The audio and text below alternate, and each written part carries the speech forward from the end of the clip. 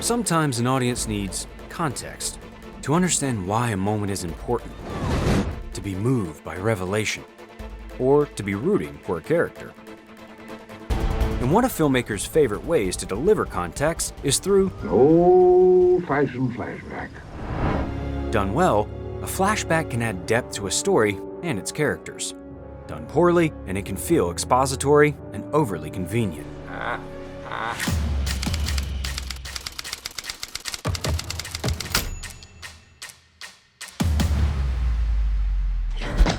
Here we are, everybody.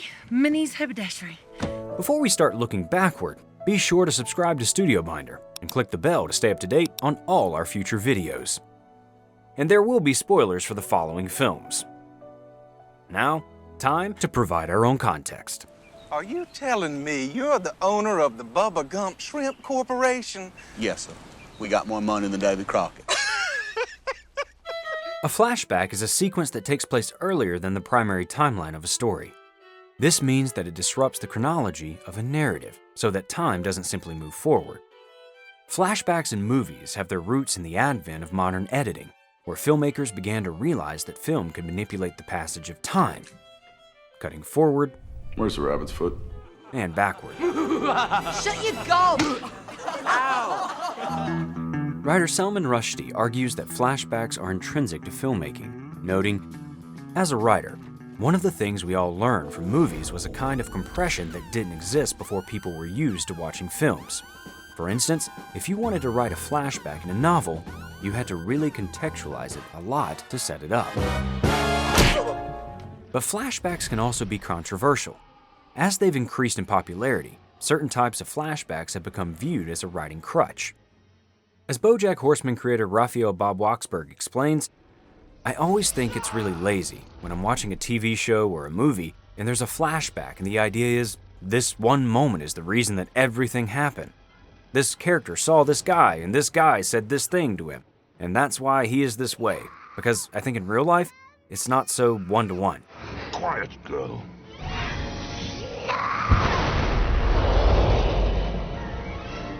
One way to avoid this perceived crutch is to create a need for your flashback.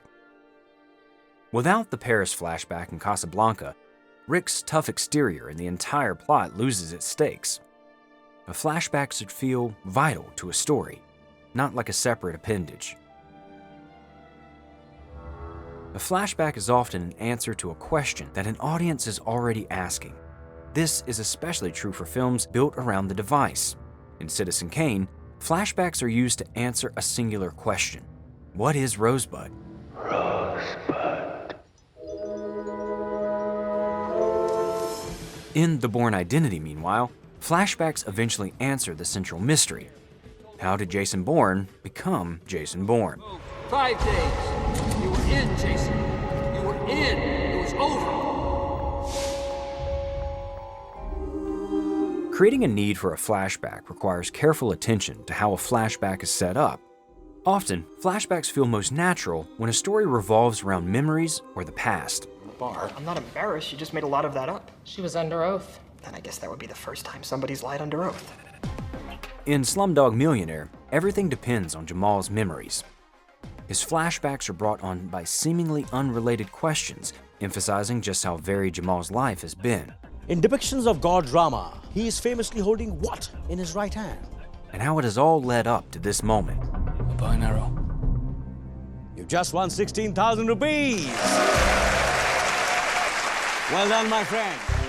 Slumdog Millionaire is also an example of a movie which creates an entire story arc within its flashbacks. This is our destiny. A flashback should be a compelling story in and of itself, often with its own beginning, middle, and end. Lost is known for its use of flashbacks. Hey, don't you walk away from me. You don't know who you're dealing with. Don't ever tell me what I can't do, ever! What makes the flashbacks in the show so good is that they're both showing us different characters' backgrounds while also telling fascinating stories in their own right.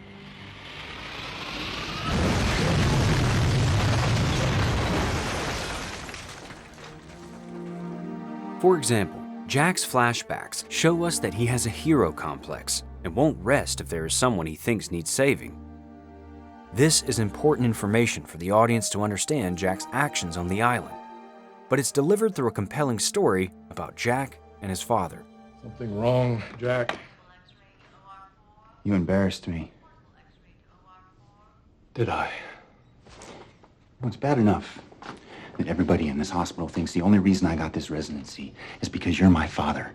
But then you put me in a timeout during my first major procedure in front of my entire team. Dramatizing a flashback doesn't mean it needs to have its own elaborate subplot. In Ratatouille, the food critic's flashback is little more than a brief moment. But urgency is added to the scene when he scrapes his knee.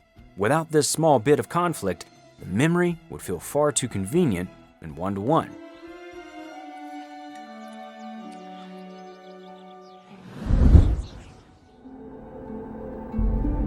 Of course, a flashback also requires structural considerations. Where in a story a flashback occurs can have massive ramifications for your narrative. Memento, for example, structures itself around flashbacks, creating multiple storylines that move in different directions as the film progresses. This stuff is the black and white stuff. This is color, and this is running backwards as a series of jumps. And what we do is we cut between the two the whole way through. So we alternate scene here, scene there, scene there, scene there, scene there, scene there, and they meet towards the end of the film. This disorients the audience, placing them in the shoes of the protagonist with short-term memory loss, and allowing the mystery to unravel in reverse. So where are you? You're in some motel room? You just wake up and you're in a motel room? A poorly used flashback can feel like it's slowing down a story's pacing, pausing a narrative before it picks back up again. They became the king and queen of Gotham City. But well-placed flashbacks can do the opposite, adding urgency to the primary storyline. In Manchester by the Sea, the flashback which reveals the trauma Lee experienced adds far more weight to the narrative. Lee is not just a lost and aimless soul. He's dealing with extreme grief and PTSD. Director Kenneth Lonergan avoids showing the true darkness behind Lee's trauma until he introduces a few brief flashbacks starting on page 43.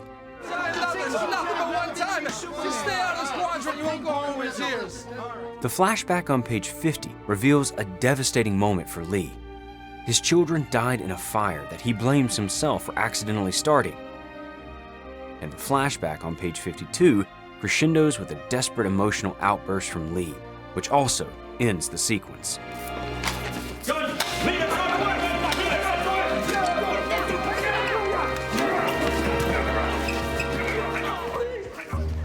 As you may be able to tell, arguably the most common use for a flashback is to inform a character's backstory.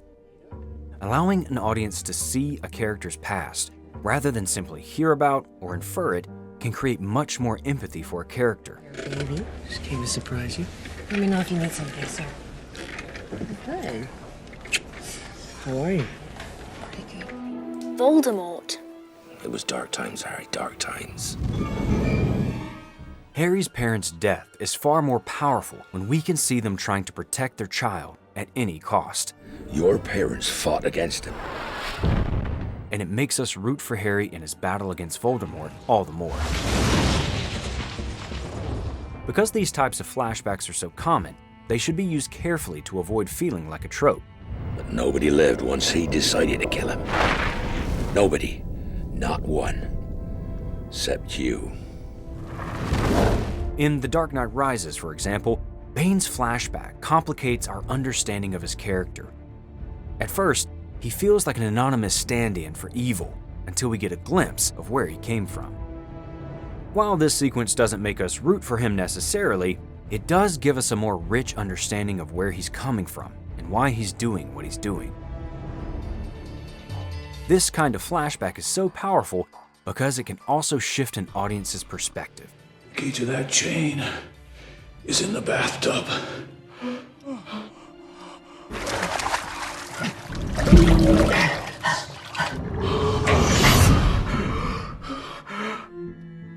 Some of cinema's most memorable flashbacks subvert an audience's understanding of a narrative. In Gone Girl, flashbacks are used to accentuate the midpoint twist. When it's revealed that Amy is in fact alive, we're supplied with flashbacks that unfurl her entire plan before us. Similarly, quick flashbacks in The Sixth Sense are used to visually explain the twist in the final act. They don't know they're dead.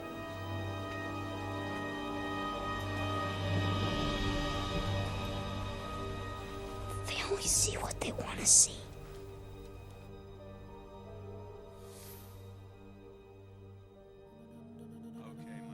Sometimes, the fact that a scene is a flashback in and of itself can be a twist. This type of invisible flashback works well in movies which seek to manipulate narrative chronology, like in Arrival. A flashback can also shift an audience's perspective more subtly. In The Remains of the Day, Stevens is initially presented as reserved and emotionally withholding. I simply haven't time to stand here with you engaging in idle talk, Miss Kenton. But through flashbacks, we learn that he has a softer side, and that his rigid exterior is a result of regret and hurt. Am I to take it that after all the years I have been in this house, you have nothing else to say to me? You have my warmest congratulations. Flashbacks can also be used to draw thematic parallels. In How to Blow Up a Pipeline, meanwhile, each character's flashback illustrates why they have decided to embark on their collective mission, while also adding to one of the central themes of the film. That environmental destruction affects people of all different stripes. This isn't your land! You can't block the road! In The Tree of Life, Jack's life as an adult is intercut with flashbacks of his relationship with his father. The juxtaposition implicitly compares the lives of the two men and how they wrestle with their discontent for their respective lives. You are not to call me Dad. You will call me Father. But don't interrupt. But you do. Don't interrupt. Flashbacks are much more than instruments for exposition. They can make us laugh, Ow!